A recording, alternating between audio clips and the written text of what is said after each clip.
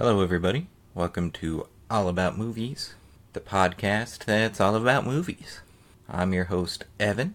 I've got myself a film degree, so I use that to be one of the thousands of podcasts about movies.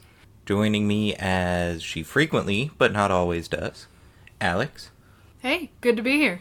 Good to be back. She's also got a film degree, so, woo, look at us. Today, us adults are going to be talking about Scooby Doo. But only for Scooby Doos. That's true. Specifically, we're talking about those late 90s, early 2000s Scooby Doo direct-to-video movies put out by Mook Studios, or Mook Animations, whatever they're called. Whichever, yeah. Just a bunch of mooks. Yeah. So something you knew about these movies before I rewatched them was that they all kind of have a similar feel.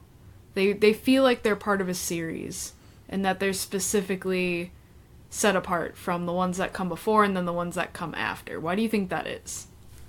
You know, I think a lot of the same people working on it is a big part of it. You've got most of the voice cast comes back for each film. There's a little bit of flipping around of actors, some who couldn't come back, some who died. Unfortunately. Yeah. So you end up with a lot of the same people, the voices are similar, a lot of the animators are the same since it's out of the same studio. I think a few of them share some writing credit between the films. So they just end up feeling as if they're of a continuity, even though there's not necessarily any continuation from one to the next. No. The only nods that we really get to any kind of continuity actually happen outside of the series. Because in Cyber Chase? Scooby-Doo Cyber Chase. Scooby-Doo and the Cyber Chase. And the Cyber Chase. They meet the video game versions of themselves that are based on their old school adventuring looks from the original, TV series. For the most part. Part. They gave Shaggy his red shirt that he had, I guess, pretty early on, but also in 13 Ghosts. So there's a recognition that at least those adventures have happened before. And then afterward, in one I can't remember the name of, the Hex Girls come back. Yeah, something that was done, I think, in the next direct-to-video film, but kind of that one fit more in with the TV series they were doing, which I can't remember which one they've tried a lot of times. They have, yeah. And it's always a different title. Yeah. But that one was Legend of the Vampire. Legend of the Vampire, yeah. So we get that callback to Witch's Ghost, where the Hex Girls first show up. But again, what's funny is that the acknowledgement of past adventures doesn't happen within this contained quote-unquote series. It only happens outside of those 4 films. That's true. Well, I'd say just about all of these contain some kind of nod to the original series from the 60s and 70s. And if you want, we can start with the first of these 4 and kind of work our way through them. Sure, There's Scooby Doo on Zombie Island, which is probably my favorite out of all of them. I know it's the first one, but it definitely, maybe because it's the first, kind of trying to escape the tropes and what you're used to, it kind of does it a little better. Yeah, and that's also something these kind of had in common. I think Alien Invaders is maybe an outlier, but with the rest of them, they kind of eschew the traditional, unmasking of the monster, and you end up still getting twists, but the monsters are real. Which is different from the original idea of Scooby Doo, in which they're fighting monsters, fighting ghosts, solving mysteries, but there's always a human behind it. It's the idea that what's evil isn't the monster under your bed. It's the crazy CEO who wanted to make more money for his tourist trap, or the vengeful spouse of this super rich person. And we don't get that in these. Between Witch's Ghost and Cyber Chase and Zombie Island, what we're given a lot more is a set of bad guys who aren't entirely human, if at all, who exist and are real and can't really be unmasked, and it's more of a whodunit than a traditional unmasking. I'd agree with that, and I like that it sets you up for that. Yeah. Much in the way, oddly enough, that the live-action Scooby Doo film does later. Yeah. This kind of starts you off on an adventure. Mm-hmm. The gang's doing their thing like they always do, and they unmask the bad guy. And finally, Daphne's just like, I can't take it anymore. I want some scares. None of this is real all the time. You know what? Let's just disband and do our own things. Unlike in the live action, they part amicably. Yeah. And Daphne goes to start her own show with Fred on as a producer, of which I see no qualifications for Fred. I guess he has money? See, Daphne's the one with the money. Yeah, but, Fred's not. Fred always dresses like the reasonably well-off jock. So, I just assume he comes from money. I don't know, man. It's always just the two of them going out doing the thing for her show. He's got the camera. He's got all the equipment in the van. I'm like, let me see your credentials, Fred Jones. Let me see where you're qualified to handle this equipment. Yeah, are you just gonna be breaking stuff? What? Is this an independent show that you, pitched later? I guess that would make sense. Maybe, yeah, They both have money. So all they have to do is buy the equipment out of pocket, I suppose.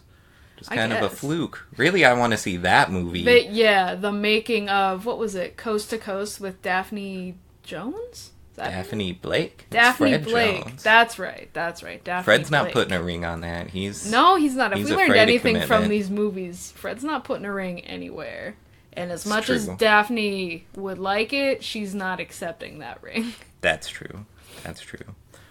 Meanwhile, the other characters, you have Velma started a mystery bookstore, which she seems very good at. They have a lot of books.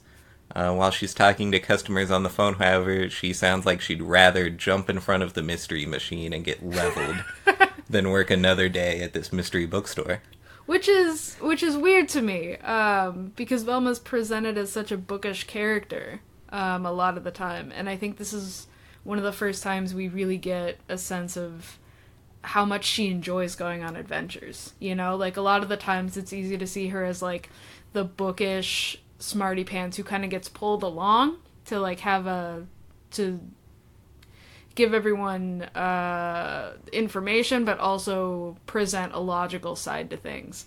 And this is at least one of the first times I saw her actually wanting to go out and solve mysteries and find adventure and get into wacky situations with her friends, not just begrudgingly save everybody's ass once they're already in deep.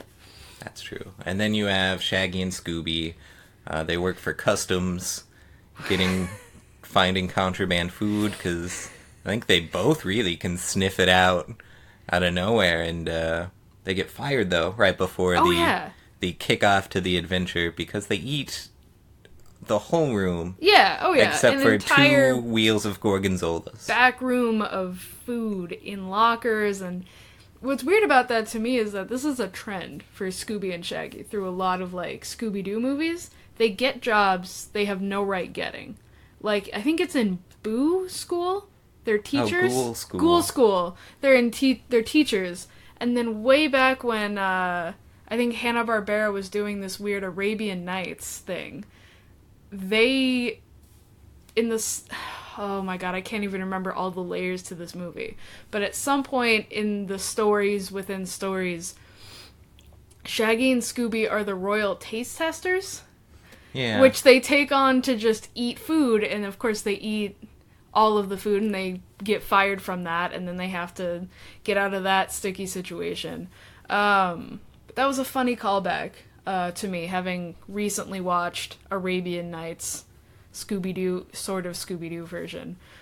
But yeah, everyone's actually kind of getting into like classic misadventures, very character specific situations. Like, what would they be doing if they weren't solving mysteries? Which I liked. I liked that they were true to character. Like a VH1 Where Are They Now? Yeah. I think is Behind that what happens? The That's not what happens in the live action, right? That's not where they go with it? Or is that like kind of where they go with it? I mean, everyone's doing their own thing for a while till they get recruited by a third party. Okay, cool. That's right, they get like hired. Yeah, I think Shaggy and Scooby are just homeless living out of the Mystery Machine. Oh, yeah. Definitely. Yeah, definitely. Daphne and Fred are both pretty successful, though. I think Velma is, too, so... Maybe it was the live-action ones that convinced me Velma would rather be doing anything else but adventuring. It's hard to say. But anyway, so, like, to what this movie's actually about. Daphne and Fred are gonna start their own thing, like, in the TV series, do their own kind of mini-run where they go and visit spooky places and try to find actual ghosts, because Daphne's sick of all this fake stuff. And Fred surprises her by bringing the whole gang along, which... one should probably ask, I guess. Yeah, one should ask. And what makes it weirder is that this is for her birthday. Which she forgot about. Fine, except that they were like, oh, let's include the line that she worked so hard she forgot it was her birthday to add a whole new layer to Daphne finding success. She's too successful. She's too successful for birthdays. She'll never age. She'll never grow old. She'll be fabulous forever. That's true. That's what happens when you make it big, kids. I wouldn't know. I mean, same, man. So they're like, hey, we're here. And, like, they just go on those adventures with her for a while. Yeah, like... And you end up with a montage where it's pretty much the same as classic Scooby Doo, except there's a camera. Yeah. They start off their trip, and they're like, oh, we'll just go to Louisiana, because it's spooky. And from all things I've heard about Louisiana, that's true. It's spooky. It's very spooky. Swamps, spooky. Giant houses, spooky. But once they go through a montage of unmasking folks, and Daphne just looking very exasperated, you get them just out of market. Fred is stuffing his face with beignets. Oh my god, that was the best scene for me, just because his eyes are like he looks like he's on drugs, and he's just shoveling things into his face going, oh, that's interesting, do you want some food? I'm like, this is how I wish Fred was all the time. If Fred was just like Shaggy but a jock all the time, this would be great. The mouth movement that he has going on is animated very weird. It's just a squiggle that kind of wiggles up and down. And I appreciate the little things. It's mostly what you learn about these movies. The little things are pretty great. Yes, yeah. But they're just like, gee, we sure would like to find some spooky stuff. Talk, talk, talk. And meanwhile, some Louisiana lady's walking by and goes, oh, I heard you liked spooky stuff by eavesdropping on your conversation. My boss has a spooky island, Moonscar Island. And, you know, if you guys want, me being the employee, I'm totally within my rights to invite a bunch of people and their dog over. Well, she doesn't know about the dog. Oh, that's true. That, you know, props to her. She only thought she was inviting human strangers. That's true. And they're like, golly whiz, we sure would love to go to Moonscar Island. Which is funny, as the movie sets you up for a red herring in naming the island a completely different thing than the title does. And even the title... They're not going to name it Zombie Island. Alright, sure. No one's going to go to Zombie Island. Sure, but even Zombie Island is very misleading from what we find out. That's true.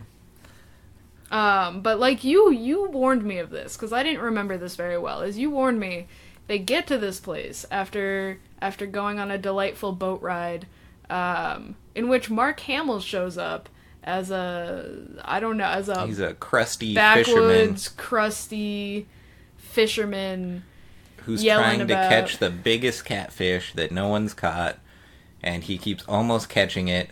Oh, but Scooby Doo Not if Scooby Doo has anything to keeps say getting about in the it. way. This is like something to that the gets shaking called back at fist. the end, too. Like, they never let this man win. That's true. But yeah, after that delightful boat ride with crusty Mark Hamill, they get to this house. But they're ferrymen also, I Alright. think we should bring up, Alright. because he has That's a very true. That's delightful and more accurate, I think, than a lot of them, New Orleans accent. true. Yeah, the accents in this one were awful. I like his pretty well, though. Lena, the young, attractive woman that gets them into their adventure that they meet at the market, I don't even know. It was like British, but also Southern. Like she was trying to be classy, but wasn't quite getting there. You know, like, oh, hello there, darling. Would you like to come to my house? And I was like, no, I would not like to come get serial murdered at your house. Please leave. Well, spoilers. And that's just what the accent would convey to me. Like, not even, like, spoilers. That's just what the, like, accent would tell me. But yes, with their jolly good ferryman, who has probably the most accurate accent, they get to this giant plantation, which, I want to say, is something they handle in an entirely unique way by just pretending slavery doesn't exist in Scooby Doo's timeline. I mean, it had to have, because there's ghosts of Confederate soldiers later, and zombies of Confederate soldiers. But, you know, maybe they are just fighting for those state rights. And, I guess, Scooby-verse. yeah, in this timeline, it really was just about state rights and economics, and literally nothing else. That's true. But what's weird to me is we do get a flashback, and in that same flashback, there's just a well-dressed white dude calmly picking cotton. And it's not cotton, they're peppers. Oh, they're peppers. I guess It's a pepper plantation. It's a pepper plantation. Let's not pretend any well-dressed white dude ever in the history of America calmly picked anything out of a field. All of those descriptors do not fit with the word plantation. Here's my thought. The plantation doesn't seem to have gotten to exist as a plantation for very long. All right. Before, you know, a bunch of bad stuff happened to the people who live there.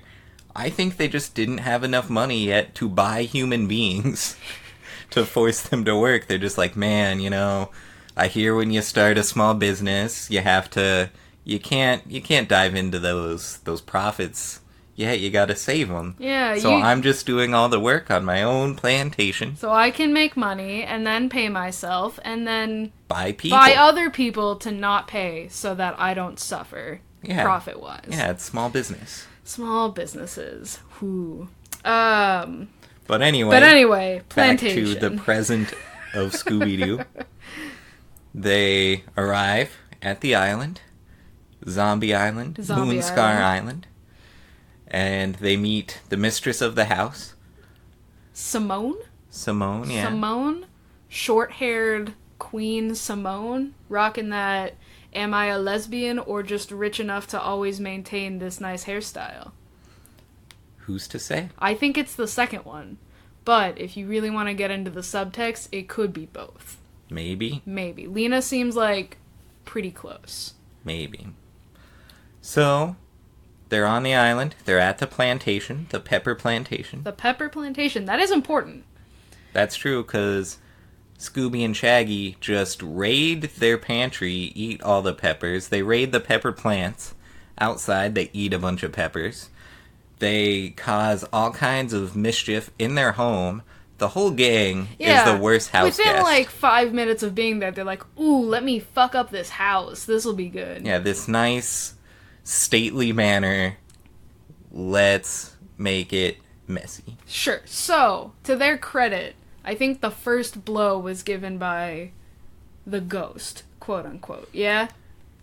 That's true. At one point, a ghost scratches into the wallpaper. Get out. Beware. And they're like, ooh, this looks pretty ghostly, like, for real. And then Velma's like, let me inspect this wall. With her bare finger, takes off the wallpaper. And then is like, interesting. Let me get a metal spatula. And just scratch off all the wallpaper. Up, like, a perfect rectangle in a shape I didn't know was gonna be here, so we know the name of the ship of the pirate man who this island is named after. That's true. And from there, the destruction of the house only gets worse. Yeah. Or I guess more frequent. She's standing there with a spatula. Lena, the servant of the house, walks in and is like, what'd you do? She's like, whoops, my bad. Oops, accidentally scraped off a perfect triangle of wallpaper. So, they keep getting clues, spooky stuff keeps happening. Eventually, they find a zombie, and they're like, oh, this is probably that shifty gardener. And Daphne's like, alright, let me just take off this zombie mask. Mask doesn't come off. Fred's like, hey, I'm Macho Man. I can rip off this mask. Because that's how masks work. Like, if you're not strong enough, they don't come off. Maybe they think it's just spirit gummed on there. You gotta tear their skin off with the mask. Yeah, but then he's like, ooh, hey, let me come up here, take this head off. Rips the actual head off. And they're like, did we just murder somebody? And then the zombie is very quick to be like, don't worry, guys, you didn't murder anyone. Picks up their head, puts it on. 'Cause I'm a fucking real zombie, bitch. And then they all have to run for their lives. 'Cause for some reason, they can't take on one zombie. Well, pretty soon you get a horde of zombies. That's fair. And there's also ghosts. And the banger of the film, Terror Time, starts playing over just clips of everyone running from zombies. There'd be a bunch of doors and a bunch of rooms, and they'd run back and forth if this was the 70s show. But it's not. So they just run through the forest. The camera falls prey to quicksand, which tries to take Shaggy along with it. Various people almost get quicksand. Yeah. But only the camera is lost. And so at some point they end up down in the caves, yeah? Or the mines, or the tunnels. They're tunnels. Yeah. And Shaggy and Scooby find some voodoo dolls. They're like, this is weird. We, the audience, see that it's making the rest of the gang float around. And Shaggy and Scooby are like, done playing with dolls. Some more spooky stuff happens to them. Eventually, the rest of the gang, minus Shaggy and Scooby, meet up back at the plantation. They find Lena, who takes them into some secret tunnels, and Velma's like, so why are you and your boss hiding a bunch of stuff? Because Velma figured just a little bit of it out. Yeah, just that there was something fishy going on here. And Lena's like, alright, well, get into the secret room. And it turns out her and her boss are creepy werecats who are hundreds of years old because they worshipped the cat god. The French cat god, as they immigrated to the United States from France, bringing along their ancient French cat god ways. And that's when you get the flashback that shows... that shows the pirates, how they forced the rest of their group of weird cat god worshippers to their death by feeding them to alligators. This is a very grisly movie for a Scooby film. Definitely. But then through praying to their cat god, are Lena granted and Simone, immortality. Yeah, and the ability to turn into cat people and just rip to shreds and suck the life force from all the pirates. Then they hide out for a bit. Then some Confederate soldiers come to the island and set up barracks in the plantation that's there, whom they had also murdered and sucked out the life force of. Then they murder all the Confederate soldiers, which is like, not big loss, but okay. But alright. Still human life. Still not cool of you. And then we also see that they just do that to various tourists. Yeah, well, because they have to do it, like, every year on the harvest moon. Yeah. So, like, this has been going on a while, but for some reason no one's been suspicious. Yeah. Up until Velma showed up and was like, listen, lady, you got some weird shit going on. So after we get all that exposition told to us from Simone, the gang's like, well, Shaggy and Scooby are still out there. Even though we're trapped because you tied up some voodoo dolls that looked like us. Yeah. And Simone and Lena are like, yeah, we didn't even bother making Shaggy and Scooby voodoo dolls, because, come on, they're useless. That was my favorite part, where they were like, you know what, we figured we'd take the L if we needed to, but statistically, they weren't even gonna show up. So, you're gonna die, and your friends are gonna continue being useless. And they were like, yeah, that's pretty accurate. That's pretty accurate. Shaggy and Scooby, as far as they know, there's just a zombie problem. Which the zombies are there because their life forces were drained and whatever by the cat people. So they don't like the cat people, but they don't like love humans either. So it's like I mean, as far as we've seen, they've only been like, hey, leave, we're trying to tell you to go, but we're zombies. Yeah, so we don't have a good way to communicate that. Maybe not the Confederate soldiers. Maybe not. Maybe not the pirates that forcibly murdered people. But, like, whole enemy of my enemy thing. Yeah, like... Friend of my enemy, enemy of my enemy. I had it right the first time. Yep. So, as far as Shaggy and Scooby know, that's the only problem. And they run to the ferry, and they're like, hey, ferryman, get us out of here. We're leaving our friends to die. And the ferryman's like, oh, I was hoping to see you guys, because I'm a weird werecat person, too. Who looks suspiciously like the dad in Teen Wolf. I could see that. Yeah, I could see that. And Shaggy and Scooby were like, I didn't even know werecats were a thing to be afraid of, but I'm afraid of it now. And so they run back. Their chase scene gets started. And so we're just here in, like, the nice climax of the film, and it looks like there's no way our heroes will become, will get out of this alive. But then you remember those wax dolls, and you're like, well, what's gonna happen there? If I recall correctly, Scooby and Shaggy free the wax dolls. They push the wax dolls so Velma can free herself. Yes, there we go. Through this voodoo doll. And then Velma and Daphne just summon the power of crafty moms everywhere and mold these wax figures out of their own general forms into the general forms of Simone and Lena. And they use little scraps of fabric. Little scraps of their fabric that fell off when they were transforming into werecats, and then therefore trap Lena and Simone. Yeah, and they use the voodoo dolls against one them. of the wildest ex machinas I've ever seen. So the day is saved. They're like, whoa, that was pretty wild. Too bad I've got none of it for my hit TV show, says Daphne. Because no one's believing any of that nonsense. No, not without the camera. That only got that sweet, sweet quicksand footage. That's true. But then the gardener who's there is like, well, I'm a policeman, Detective Hunk, as Velma would probably call him later. Velma's sexuality is very present in these films. That's true. She's always trying to get with these side characters, even in the live action movies. Yes, she's always trying to get some, because she only knows 2 men and a dog, and one of the guys is way into Daphne, and the other one way too dumb. Velma, food? Velma has standards. Yeah. So she's gonna get it anywhere she can. So meanwhile, the detective's like, maybe I'll be on your show or whatever. I don't know, though, because maybe I don't want to sound insane. Weird. So they steal the ferry, and they go home, and it's all happy, and it's great. All safe. And monsters are sort of real. Yeah. But are defeatable, which is super important for Scooby Doo and the Witch's Ghost. That's true. The rest of these will probably be a little shorter. Zombie Island is just very convoluted. Yeah, that's it's true, a lot of twists and turns. So if you don't mind, this one Witch's Ghost is one of my personal favorites. Sure. So just let me ask you one question about Zombie Island. Sure.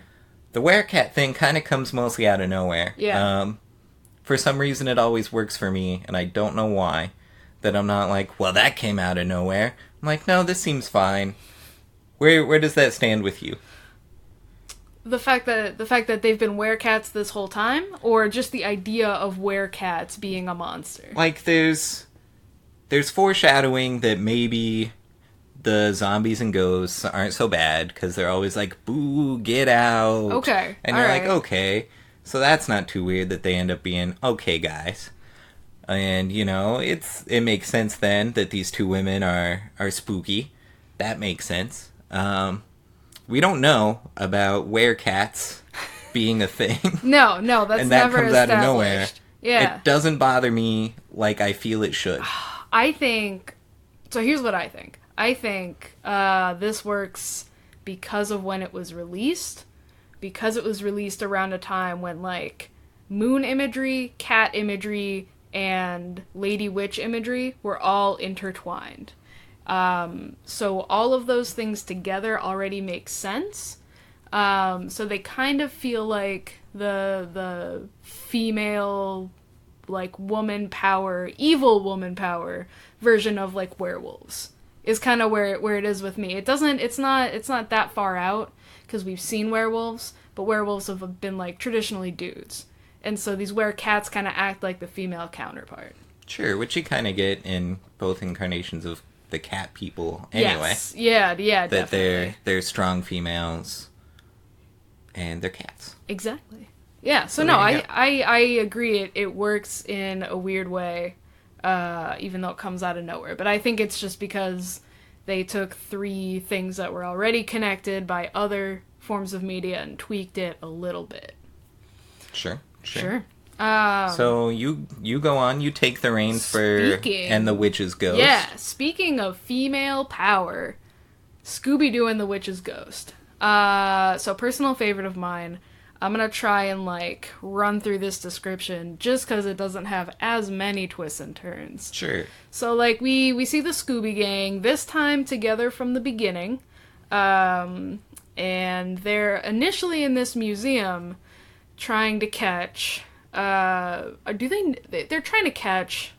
Something spooky. Whoever's been fucking up the museum, they're trying to catch. And they do, very successfully. And they are then approached by sexy discount Stephen King, who's like, hey guys, you're really good at solving mysteries. You should come out and help me solve this family mystery in my hometown in Massachusetts? Yeah, and I'd like to add that this is Ben Ravencroft's character name. Yes. And he's voiced by Tim Curry. That is true. Those Which are 2 is just delightful. important things to this. 1, because Tim Curry rocks. 2, Ben Ravencroft, very evil sounding name. That's true. I don't know how Velma didn't pick up on that. I do, because Velma is into it from day 1. She does have a big, strong is writer's like, crush. She doesn't look anywhere else except Ben Ravencroft for about half this movie. Purely, I think, on her end, just because he's an amazing writer.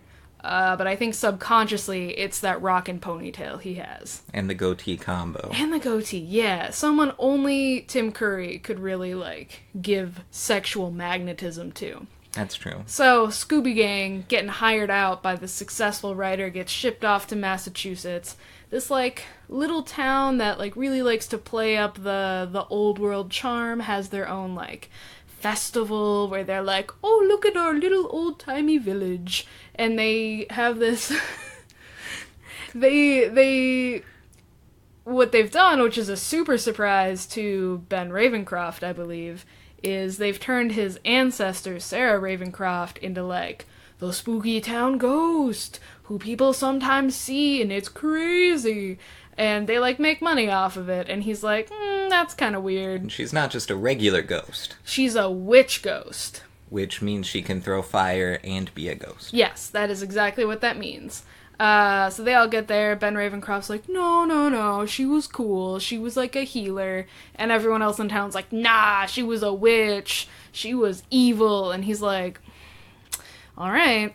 So basically what the gang is trying to do is, like, clear her name. Find some evidence to contradict all of this. So they spend the whole movie helping Ben Ravencroft search for, like, artifacts of hers, specifically this journal that had all her, like, medical notes in it about how she would heal people. And while this all is going on... There's a witch's ghost about. There's a witch's ghost about. There is, which they actually see, which is super spooky. And, of course, who do you think is gonna be the main suspect of this? Not the friendly village people. The fucking Hex Girls. The eco-goth, fang-equipped punk band that arrives for this festival. They really did not do themselves any favors, because they say it's all for show and it's all for their image, but between themselves they're like, you want to do our ritual later? No thanks, sister. I need to get some rest. Well, I'll just have to do it myself. See you later, sisters. Ugh. You know, like, so that the passerby can be like, oh, they're spooky. Ooh. When, in reality, we find out they're just being weird. They're just drinking herbal tea. They just like to have dentures in their mouths constantly. With fangs. With fangs. To look spooky as hell. And they got some good jams. They've got some really good jams. That's true. But they super set themselves up for suspect, for being suspect, by refusing to act any semblance of normal whatsoever throughout the entire movie. Wow, Alex. Way to profile. I'm just saying, they're always being creepy as fuck, which is fine. But there's a ghost running around, and anyone acting creepy as fuck is definitely going to be suspect number one. But, in fact, subverting our expectations. Scooby-Doo's like, no, this is all just a part. This witch's ghost is all just a part of this town's plot to drive their tourist sales up and get more people here and not, face economic disaster as a town. And it's revealed that through a bunch of technology, just a bunch of, very well-planned shenanigans, the town has been pretending there's a witch's ghost and making people see a witch's ghost. Some of it's because they stole some stage pyrotechnics from the Hex Girls. That is true. So they tie it all together. That's true. Isn't it her dad? Her dad, yeah, Thorn, is one of the people. Kind of the front woman of Hex Girls, comes out being like, yeah, I just stole my daughter's pyrotechnics, because we figured that would help. And she's like, that's not cool, Dad. And he's like, what are you gonna do? Single parent. Unlike a lot of these Scooby-Doo things, no one got harmed. No one got harmed, which is cool. Or attempted harmed. Well, so many people try to just murder the gang that in the comes old cartoons. That comes up, actually, I think in our last one that we're going to discuss, how willing people are to murder the Scooby Gang. But, as we think this story's all resolved and everyone's been unmasked, Ben Ravencroft actually gets a hold of the journal. Through Velma's super sleuthing, figuring out this shoe buckle that they found earlier is really a journal buckle. A journal buckle. And he's like, whoa, weird. And they're like, that's a pretty evil-looking book. He's like, no, it's fine. Opens the book, actual witch's ghost comes out, and they're like, whoa, this is a problem, and Ben Ravencroft's like, maybe for you, this was my plan all along, suckers. So witch's ghosts, real. Actually real. Ben Ravencroft, actual douchebag. So then,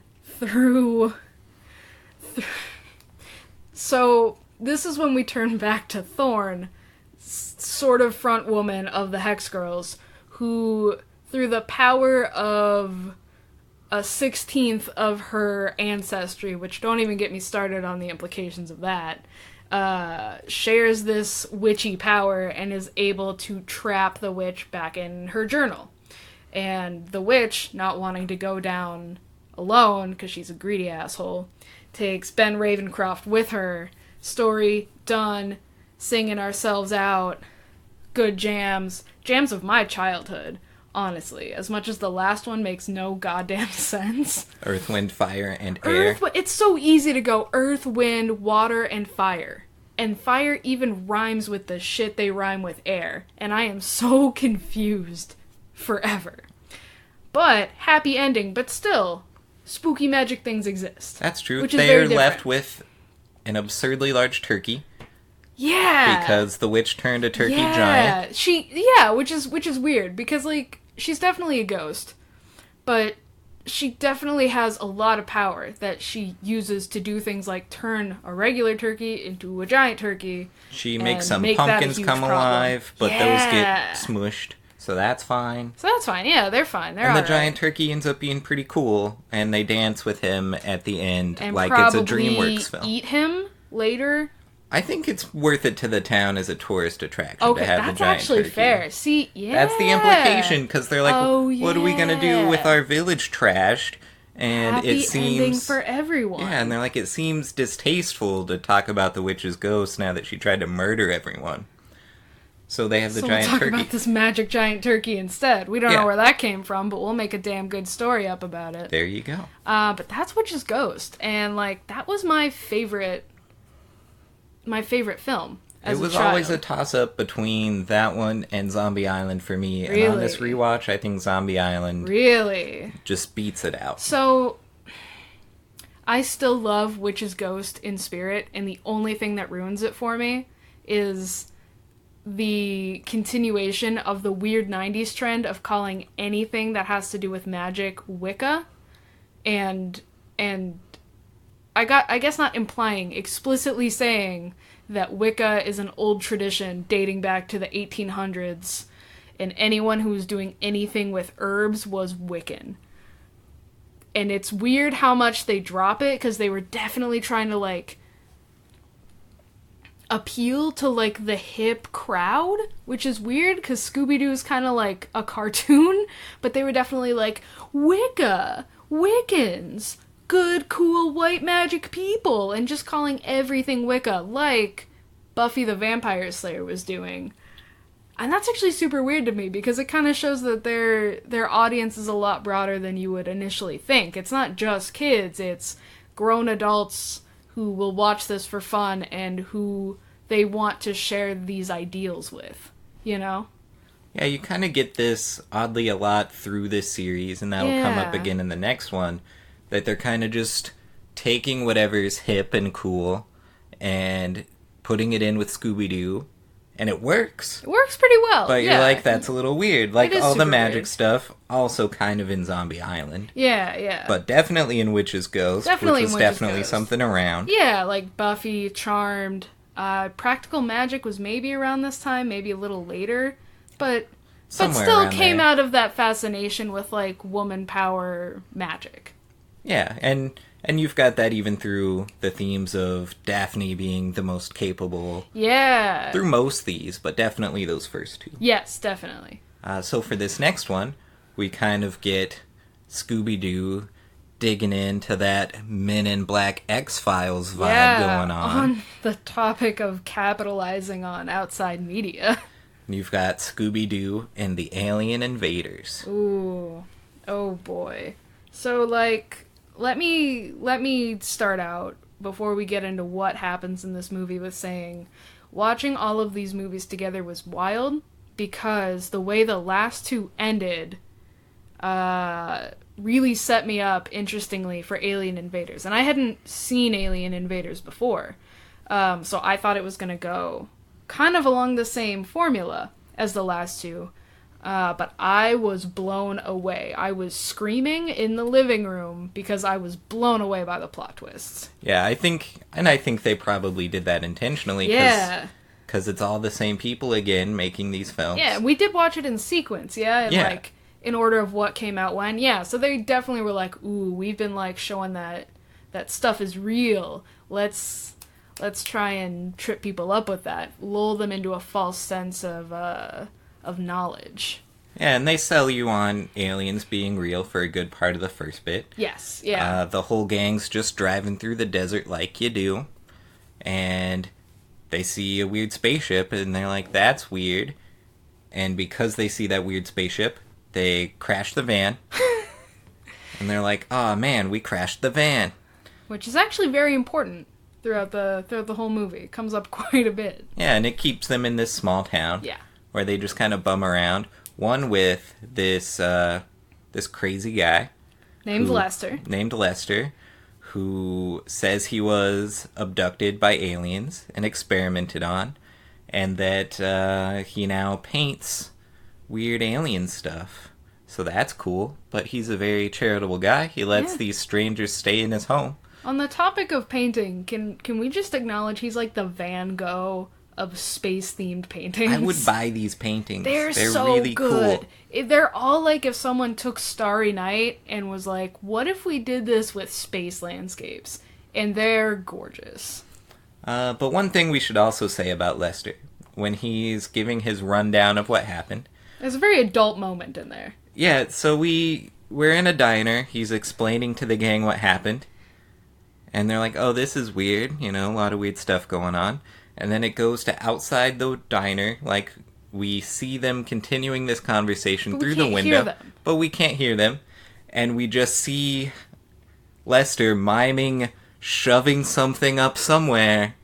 And then we go back to inside the diner. And the gang's like, oh, that's no good. That thing you just told us that the audience didn't hear.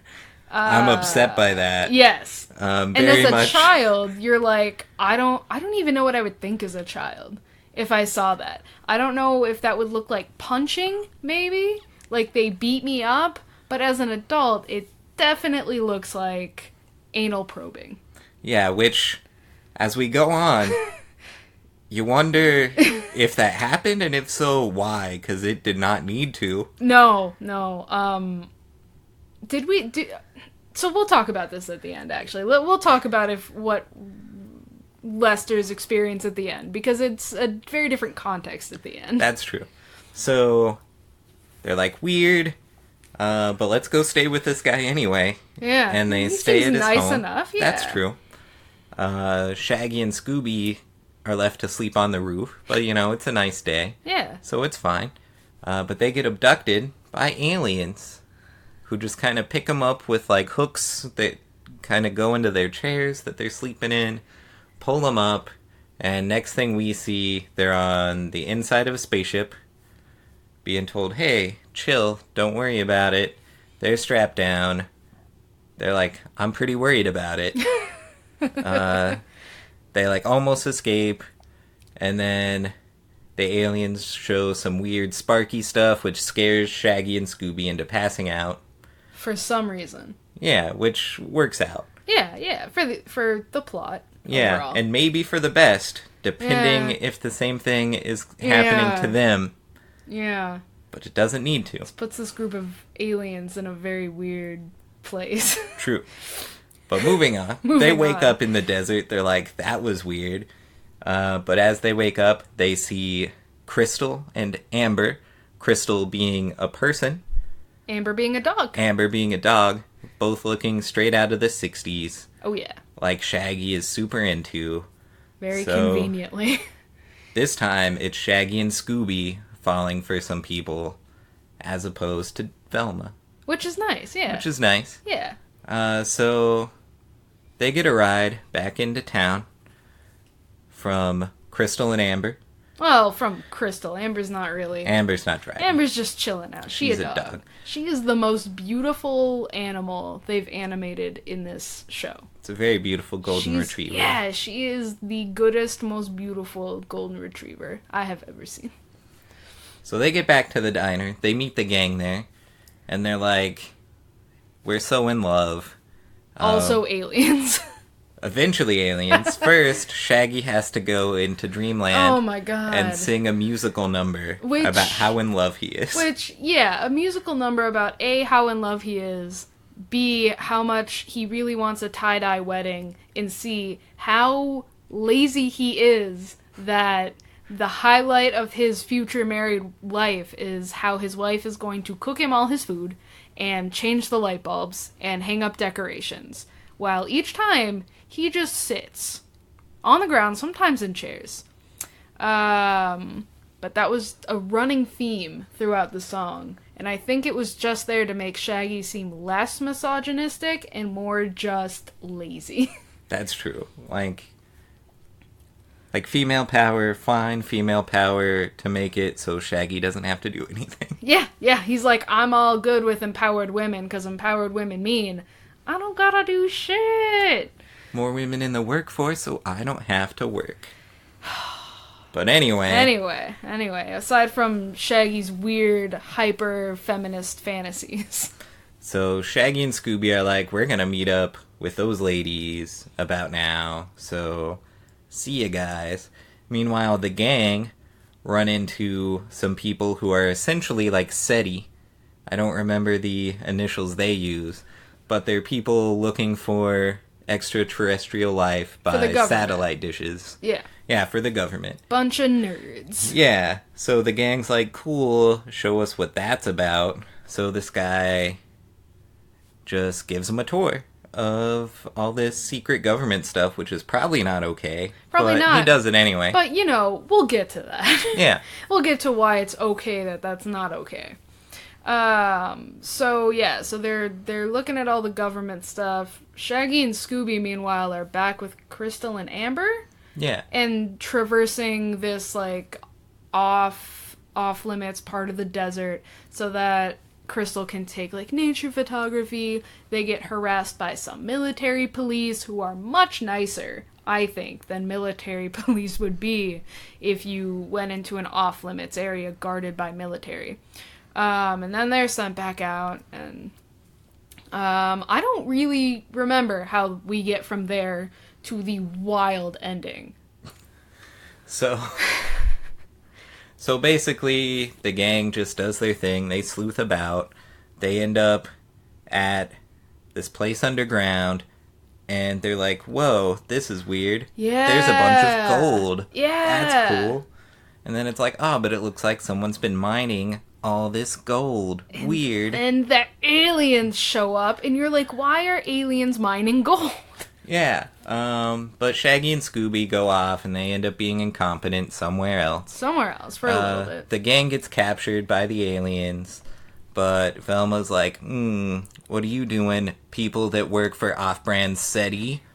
And they're like, oh, you caught me, and they take off their masks. Cue my mind being blown by being tricked into thinking aliens could be real by the previous two movies, and therefore just not even suspecting that. Again, Mark Hamill as That's true. We get his voice again. Corrupt government scientist was parading as an alien. And this is where things get weird, right? Because they admit that, yes, they've been dressed up as aliens. They've been tricking all of the local people into thinking they're aliens. They bought a helicopter with the gold they mined, put something on the bottom so it looked like a spooky UFO, so they could be very convincing to people, paid off actors or just hired random people to be military police to keep this area, like, secured and off limits.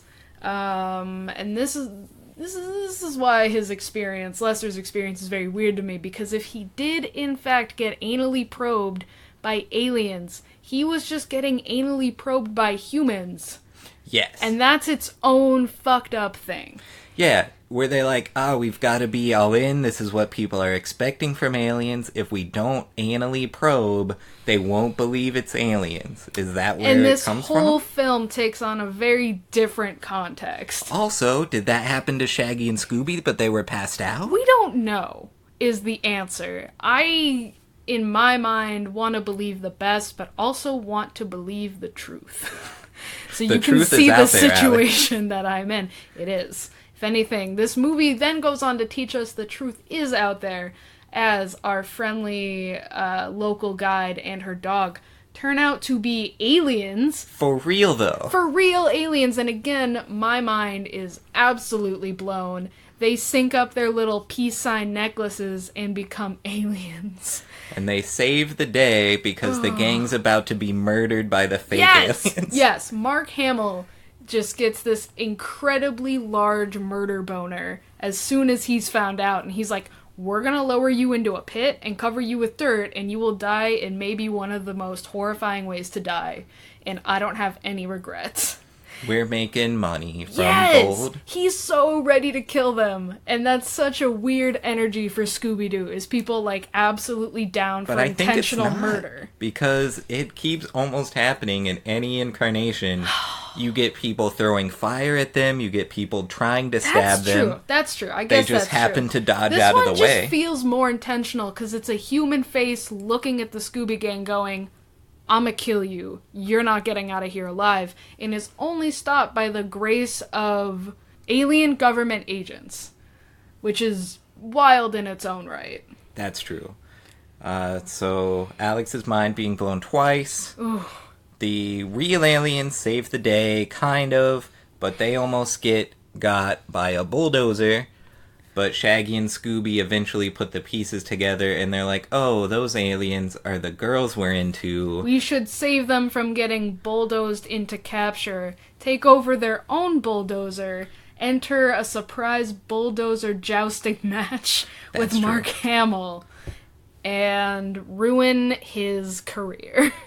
And I enjoy that, because in the end, Shaggy's totally fine with dating an alien. Yeah, he's So all Scooby. for it. He's all for it. He's like, Yeah. no, as long as you're cooking me food, I don't care what you look like. It's kind of reminds me of Mulan.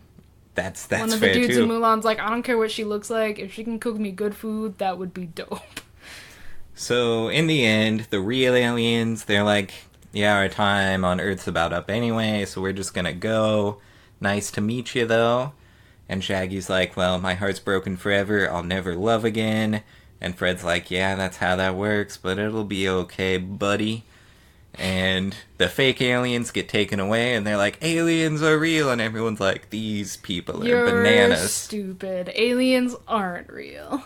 So, that's the end of that one. That's the end of that movie. Doesn't Shaggy get, like, a glimmer of hope somehow? He stops being, like, destroyed. I think just from Fred being like, you'll That's how it get is. there. A nice little bro talk and his heart is healed. That's true. But again, what a wild movie. What a weird, dark, adult-themed movie aimed at people who will understand dark implications. I mean, it's only that singular bit through the diner window that adds any true amount of menace until they almost get murdered. That's true. That's true. But something interesting that I would say is I think these films, and you might a little disagree because you like Witch's Ghost best, but I think they kind of go in diminishing quality as they're made. Like, in my opinion, Zombie Island, the best one. Like, at least the best made, I think. Then Witch's Ghost. Alien Invaders, not as good I as the felt first Alien two. Invaders was really tight, but it's maybe because I hadn't seen it, and then my mind was absolutely blown. Like, The it worked twists do well help. in succession. And before we get to this, not terrible, but not the best of the bunch, we'll take a little promo from our pals over at our podcast network.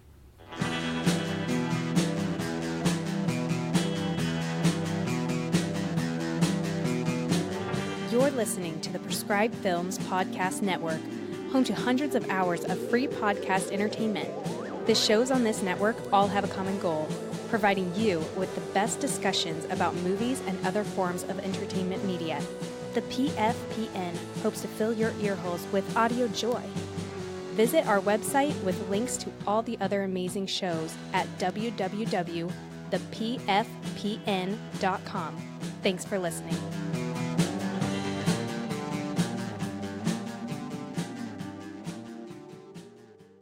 Welcome back, everybody. So, we're talking Cyber Chase. Cyber Chase. The Black Mirror of Scooby Doo. Yeah, which, is that the name also of the weird PBS cartoon? Is that Cyber Chase? Cyber Chase, yeah. Also, the PBS cartoon featuring the actor that voices Iago in Aladdin. Gilbert Gottfried. Gilbert Gottfried. Why couldn't I think of his name? I don't know. But you've got PBS Cyber Chase. You've got The Matrix. You've got all kinds of other nerdy computer stuff. You've got Mail, the nerdy computer rom-com movie. sure they're You've Got Mailing this spooky computer virus. But anyway, yeah, we get to Cyber Chase, where for the bulk of the movie, the gang is just inside a computer game. Yeah, because they're visiting their buddy, Yeah. who's in college. Only time they have friends outside of the group. That's true. I'm surprised Velma's not tried to get with that. No, she's pretty tame this entire movie. Maybe he's too much of a nerd for her. She's like Flipping the script. competitive. She's like, you're not smarter than me. But we never get to that. We never get to that, Because while they're visiting their friend, he's like, there was a spooky thing that happened last night. computer virus shot out of our weird computer laser we were making. Now it's real. And now it's a real computer virus running about. And they're like, that's weird. So through their sleuthing, they find it, but they end up getting sucked into the computer game with the virus. The computer game being based on their own misadventures, kind of. Kind of. Using their likeness in past iterations of Scooby Doo. And then I think sometimes calling back to actual misadventures, but also just any random part of human history. Or pre-human history, like dinosaurs. Yeah, they're going through different levels, and they get to go on to the next level by finding a box of Scooby snacks and grabbing it.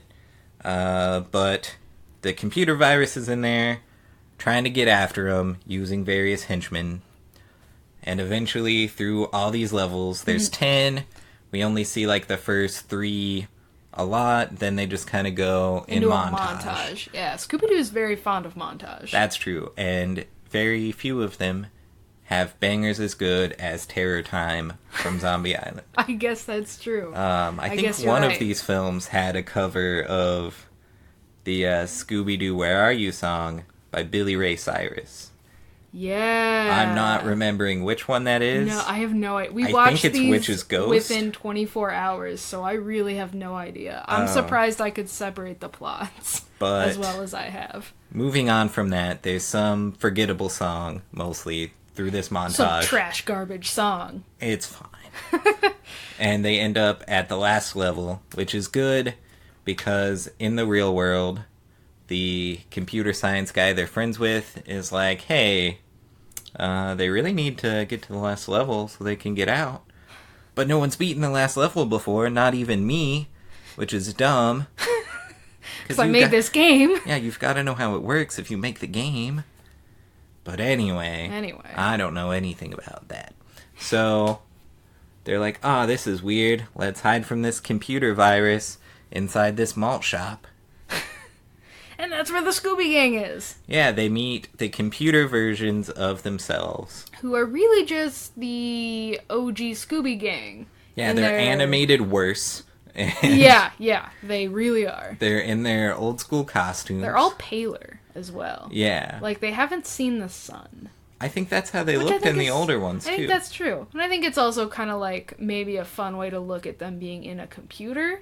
True. And being paler, and they're like actual people who like have sunlight. I don't know if this much work went into it, but it works. Who knows? Works. It's they a good just had theory. to look different. I'm interested in the truth, and this is my truth. There you go. But yeah, they meet everybody, and it's a fun little sequence where we get to see each of them meet. And most of them are positive. Fred's like, hey man, I like your ascot. And he's like, ooh, thank you. And Shaggy's like, we're the same. And Scooby's like, we're the same. And Velma's like, we're literally the same because for some reason they gave me my original Velma outfit does not change in this movie. They had such cool fitted outfits for me before that were way more practical, but they dialed back on that for some reason. And then Daphne just goes way back in character development and is just like, ugh, is this what I used to wear? And then old Daphne's like, that jacket with that skirt, honey, no. And you're like, what happened to, like, adventure is out there, I'm strong and confident Daphne Blake. They had to Mean Girls first. Yeah. But they grow together. They get along, as I'm sure everyone would with their digital clone, you know? Maybe not. I don't know. But they all hang out, and they're like, what are you guys doing here? They're like, well, if we get the Scooby snacks, we're just going to be sent... Do they think there's, like, more levels, or they'll just be sent back to the beginning? Since they're just computer people, they're like, we're just going to get sent back to the beginning, and this one's better, because there's a malt shop here. Which I like. Yeah. They're like, there's ice cream here, so we're going to stay here. Yeah, which is reasonable. Sure. But they team up to go, and they're like, we're going to where the Scooby snacks are. This isn't so bad. And then all their previous monsters, like some of the OG monsters from the old series, show up. Several of them, I don't really remember the episodes they were in. No. But big other slimy ones, dude with one eye, they could have made him up for the movie, and I would him know. I remember, and he shows up in Monsters Unleashed, the live-action Scooby Doo 2, which kind of borrows a bit from this movie, idea, oddly enough. Yeah. You also get the Creeper, who he also shows up in Monsters Unleashed. But you also get a giant crocodile, which seems vaguely familiar. Yeah. Then you get some weird Bigfoot puma thing that they say is from Brazil. I don't know this one. I don't know either. And there's also an Iron Face Man, and I don't know him either. It's Iron Man. There you go. He They got find lost Iron in the Man. timelines. Biggest crossover event ever. Yes, definitely. So they team up. They've got to fight these monsters. This is a really long montage. Yeah, of just kicking monster butt. They're all paired off with their counterpart. Each one fights a different monster like at least 3 times. Which is cool. A lot of cool gags going on. Yeah, but you're like, yeah. Come on, Scooby Gang, you've got this. You have to grab a box. You don't even have to hold on to the box for long. Not even all of you have to be around the box. Yeah. Just one person needs to touch the box, and you're all good. And If they're they like, just throw someone we want at to the look box. cool for a little bit. You know, it's like racking up XP before you level up, except that they're just going back to the real world. Yeah. They don't have to level up. So they end up fighting all these monsters, incapacitating them. Then they only have to beat the computer virus, which they kind of do just enough so they can be like, you're out of here. We're going home. So they wave goodbye to their digital friends. And it's so touching and heartwarming, and you're like, what a nice ending. Then they get back to the real world, and I think one of the funniest moments in these movies happened, which I would have missed if you hadn't pointed it out. Oh, what's that? Is when they get back, and everyone's like, oh, you beat him, and they're like, yeah, it was crazy, and Velma's like, they're like, what, how did this even happen? Velma's like, well, let me tell you, I noticed quite a few times that was it just the virus? The virus kept making baseball references. Yeah. I noticed this virus loved baseball. And they're like, what? 2 of the characters, this is important, are like, so what does that mean? As she's like listing all of these examples, the redheaded lab assistant with a baseball cap on just kind of looks around. And this is in a wide shot, so we can just see everything going on. Just kind of looks around, slowly backs away, and is like, I'm gonna leave now before you get to your main point.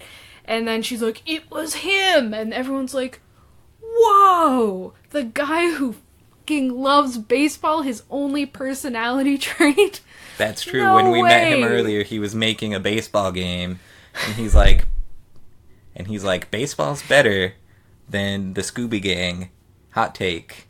And the Scooby Gang's like, we're people. We're people. And a dog. How are we better than wooden sticks and balls made of something? Leather, at least. But yeah, then they're like, hey, this man did it. And the lab guy's like, how could you betray me? And he's like, I don't know, because it was fun. He's like, because you liked the other student's video game better. So I thought I'd murder you instead. Well, really, what's he guilty of? Like, all he did was make the computer virus. I don't think he tried to put it in the real world, did he? I don't think know. it just happened? I don't know. That's left unclear. But he definitely sent the Scooby Gang in there. And I think if you died in the game, you die for real. Mm-hmm. So I guess he did try to murder the Scooby Gang. Yeah, he definitely was like, I'm gonna murder people since you didn't like me. 'Cause that's a reasonable way to deal with your problems. But the Scooby Gang, they brush it off. They're used to this. They almost got buried in a pit, which takes way longer than being deleted from existence in a video game. That's true. But they make it out alive, and it's no skin off their back, and that man maybe goes to jail for attempted cyber murder. So many laws probably have to be rewritten for the Scooby Gang, for, like, what they get people arrested for. That's true. I mean, usually you can just add attempted murder in there. Yeah. Because through the bad guy's antics, the Scooby Gang easily should have died. Oh, yeah. Oh, definitely. Definitely. But, like, cyber murder is definitely not something anyone thought of in the Scooby universe until this man was like, I'm gonna make a weird cyber virus, and then I'm gonna get the Scooby Gang in here and just let them romp around, and they're gonna die, and I'm gonna know that I'm the best student ever. And that's kind of a crime, you know? Knowingly sending people to their death, that's a crime. But a very specific crime that kind of doesn't exist. Here's one thing I want to get into. When they're showing off this technology of how it works. Sure. It scans things, it puts them in the game, and it can shoot those things back out as real things. Yeah. And you're like, that's cool. But later on, in a post-credit scene, you see Shaggy and Scooby. They're just like, oh, ScoobySnacks.com. And they get a picture of Scooby Snacks. They just shoot it out into the real world. It becomes real. They're like, picturesofhamburgers.com. And they just make an unlimited amount of hamburgers just piled up in the room. And they just start eating it. So this thing just solved world hunger. And it's better than any 3D printer. Yes, yeah. Can do cloning, because at the tail end, Shaggy's like, hey, and we're going to bring back a friend. And they bring back the computer Scooby Doo. But not computer Shaggy, because fuck that guy. No, Shaggy was the one doing it. He's like, there can't be two Shaggys. Oh, yeah.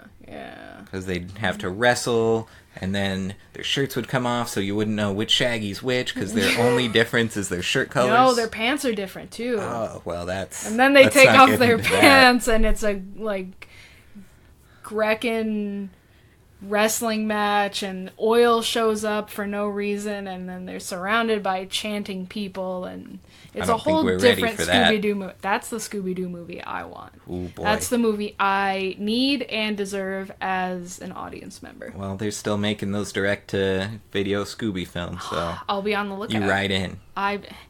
Please make a wrestling movie with two Shaggys with no clothes. Love, Alix. They've done wrestling ones. Well, because they've crossed over with WrestleMania. Shaggy. That's true. And they've crossed over with Kiss, and they've crossed over with Batman. Harlem Globetrotters. Those are the best ones, though, the old school ones. So getting back onto topic a little. Yeah. These are 4 films that at least feel continuous. It's not clear if they are. Mm-hmm. What are maybe some themes that you can get that would kind of tie these together, or are there not strong ones? I think the biggest theme, at least, out of these 4 is that is kind of almost not going back on their original theme of monsters aren't real, people are the real monsters, but kind of like pushing that further, being like, monsters are real, but like they're created by humans. It's kind of like a further exploration of the evil humans create. You know, like even in Alien Invaders, it turns out the aliens are real, but we even only get to there because these guys are exploiting the government, they're exploiting natural resources, and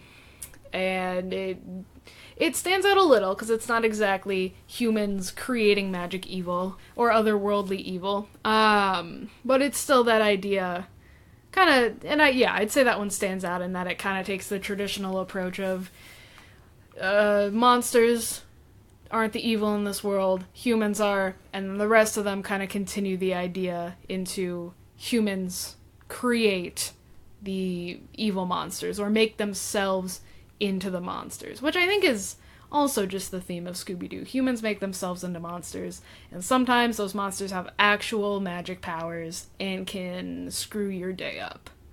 But I do think we also have a weird running theme of female competence in these films. Just because, Shaggy has never been able to do anything in any iteration. I mean, he gets a little badass in in the 13 Ghosts movie. But other than that, he's pretty useless. Fred is usually pretty competent, but takes a back seat in these movies. Scooby, same place as Shaggy. It's a lot of Velma and Daphne digging in, figuring out what's going on, wading through all the bullshit to get to the root of the matter, to get to the truth. And even if they don't get all the way, often they get far enough so that when the time comes, they're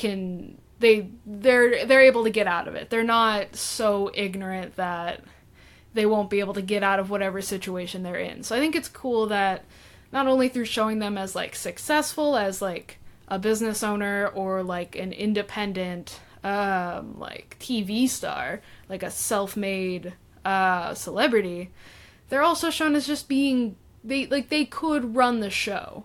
And even if they don't entirely run the show, they're kind of there as the main event, and the dudes are kind of there as the support system to help them out when they get too smart and the bad guys get a hold of them.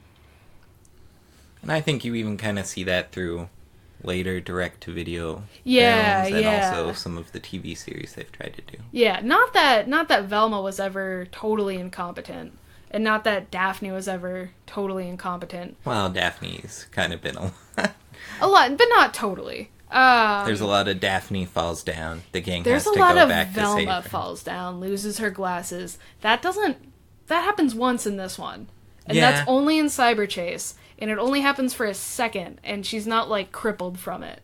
Her and her double just try on each other's glasses, realize they have different prescriptions, trade them back, and they're good to go. Well, the thing that also often happens in the original cartoon is when Velma loses her glasses, it makes a bad guy trip over her. Yeah. Or she, like, gropes around, touches the bad guy, and she's like, oh, this is a weird wall. And it's there a lot for the laughs. But in this one, we just get her tripping the bad guy the once when she's with her double. Yes, yeah.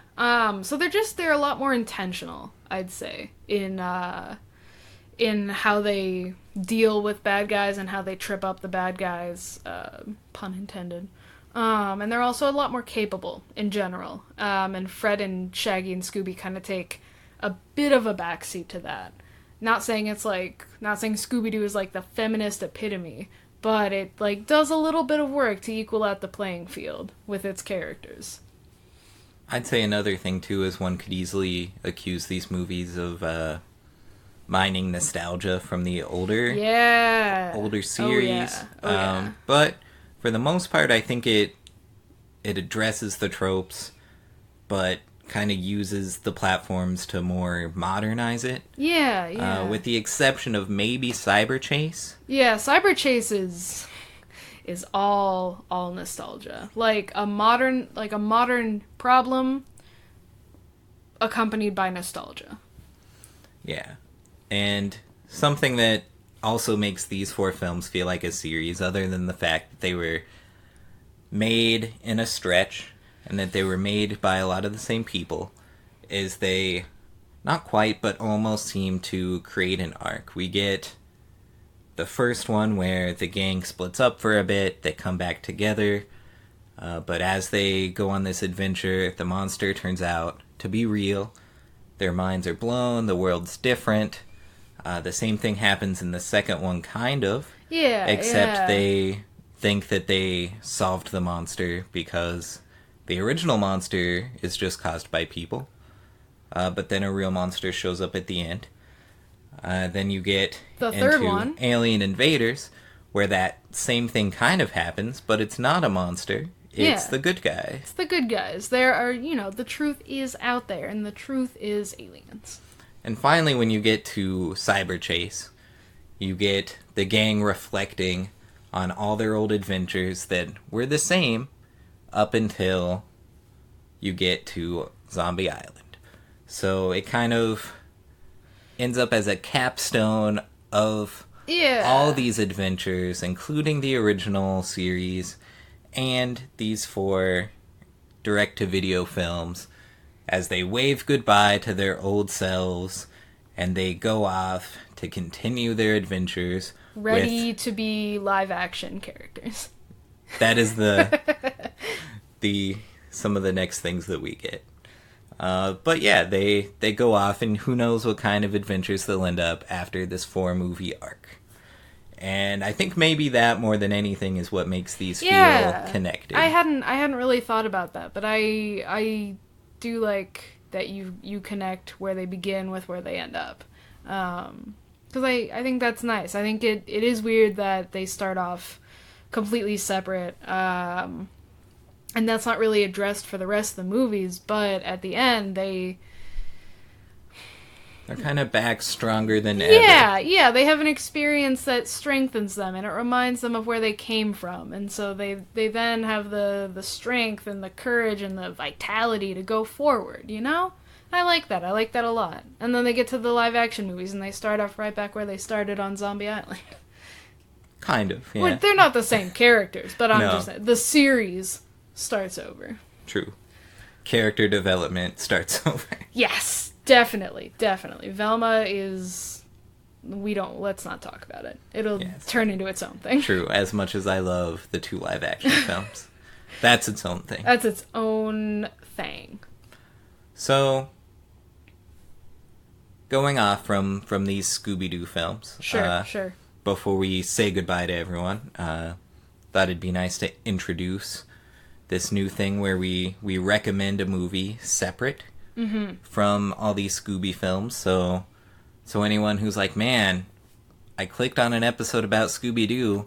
I'm not into Scooby Doo. Why have I listened through all this episode so far? Here's this little bit for you guys. So just maybe something you've seen recently, or something that's been on your mind, something that you've enjoyed. Ooh. I'd say in terms of something that's been on my mind, or like a recommendation I have, would probably be Pet Sematary, the new one that just came out this year. Because... Now, don't tell me too much. Okay. Because I haven't gotten to see this one yet. No, I get you. So, well, what I want to say is I didn't see the original Pet Sematary. I still haven't at the time of this episode. But I saw the new one, the 2019 one. And I didn't even understand the core concept. I thought it was going to be a bunch of spooky undead animals, and that's not what happens. Surprise, surprise. But aside from that, I found it very predictable in like where the action led itself, but still really enjoyable, and still really not scary, but very tense. I found myself very uncomfortable throughout the entire film, and I found myself a little on the edge of my seat. And a further thing I want to say about this is I've never watched a movie completely alone in a movie theater until this movie. It was about 9 o'clock when this movie started at night, and I was the only person in a movie theater watching Pet Sematary. So maybe it's a little less intense than I thought it was, because I was the only one there, and there was no one to, like, comfort me and remind me I wasn't in... That one, like, legit is just in Maine, yeah? Like, rural Maine. If it's like the original, I believe so. Oh, well, there was no one there to remind me that I wasn't in danger. So it was a little intense, and it was very,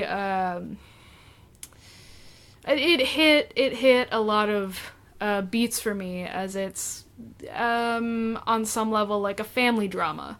And family dramas are very impactful to me. I like watching families interact and get destroyed through mystical means, through miscommunication and what have you.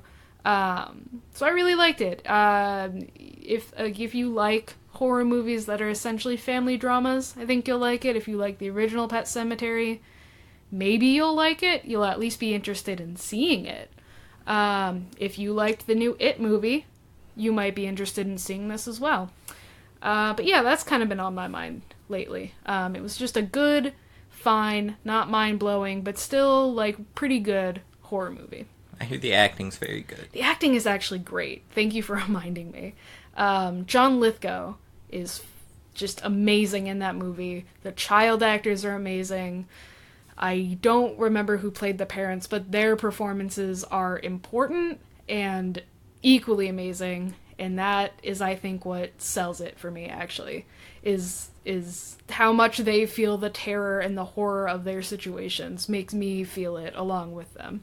John Lithgow always makes me want to see a movie. He's so good in it. You're going to love him. Ugh. What about you? What do you got on your mind? Sure. Some movies that I just recently watched, because I've been meaning to watch at least the second one, are the Paddington movies. Yeah! Because a lot of places where I was looking at the best of the year 2017, time and time again they were saying Paddington 2, Paddington 2. They're like, Paddington 2, best movie I've ever seen. I'm like, how is Paddington 2 so good? I don't understand. I'm not familiar with Paddington as a character. Mm-hmm. Wasn't something that I remember, at least, growing up with. So I was like, well, I'm not going to just dive on in to Paddington 2. So I watched the first one. It was wonderful. It was so delightful. And there's something about the sincerity of both of these movies that really gets to me. You don't get that as much these days. You got a lot of the millennial irony going on. You get a lot of the cynicism, especially now. Expectation subversion, yeah. Yeah, you get a lot of that. And in both these movies, you just get a small bear trying his hardest in the world, finding the best in everyone through old-timey advice passed down from his aunt, also a bear, that she learned from an Englishman. Also not a bear. Also not a bear. This one not a bear. An Englishman who visited Peru, taught them English, and, you know, how to exist in, like... The Jane Goodall of bear society. It's got to be, like, 1950s, probably, England. So, his aunt prepares him for 1950s England. Paddington shows up. Things are a lot different now. Not everyone's as nice and good-hearted as he was led to believe. But he makes it through anyway. Yes, he uses his good little bear heart to work his way through both these films. And something else that I thought while I was watching both of these, so much style is going on. A lot of it through Paddington writing letters to his aunt. You get visuals over what he's saying, which include a lot of, like, old footage of trains where he's like, the trains are a lot different now, and you get old, like, 16 millimeter looking footage of people just chilling on trains doing train stuff.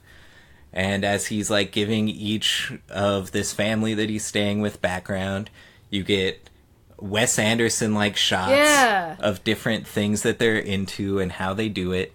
I saw that a lot in the second one, yeah. You occasionally get, like, miniatures serving as a way for the camera to explore the space of all these different characters.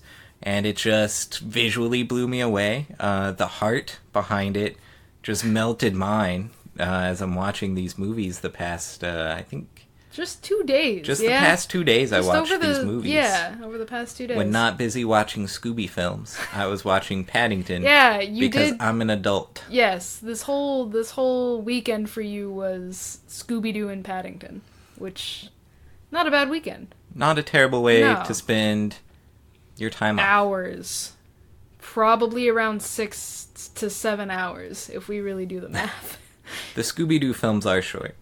But the Paddington films, to just kind of leave off, I definitely recommend them to anyone. If you're feeling extra cynical on a day, it's a way to remind you that there's still sincerity out there. If you've been disappointed by the Winnie the Pooh movies recently, that would probably watch Paddington Bear. I've not seen the new Winnie the Pooh movies. I've heard they're, like, fine. But if you need a bear to cheer you up, go to these Paddington movies, because they're a nice change of pace from the kind of things that I usually watch, the nice cynical taste of the world, which is easy to taste, but, you know, a nice dose of sincere marmalade just will make the world go down a little better. You're trying so hard, babe, and I love it. I Yep. love it. So, I think that's it. Us talking about Scooby Doo. Plus Paddington. Plus Paddington. Plus dead pets. Yes. And I think that wraps us up for today. You can find us on Instagram as All About Movie Pod. All About Movies Pod. You can check us out on Facebook under All About Movies. You can listen to this wherever you're listening to this episode, but also on like Spotify, Google Play, Podbean. I think we're still on iTunes. Sure. Let's just say we're on iTunes. And if we're not there, you can email iTunes about it. Sure. It's not our fault, it's iTunes' fault. There you go. And you can. It's also on YouTube. I found a way to just send those sound files over there, peek behind the curtain. I figured out how technology works. But yeah, Podbean's been helpful with that. Not that they sponsor or do anything other than take my money. No, but they're just pretty helpful. They're pretty helpful. Yeah. So, thank you, Alix, for coming on the show. Sure. I love talking about Scooby. Right? Anytime. And audience, thank you guys for listening. Till next time, everybody.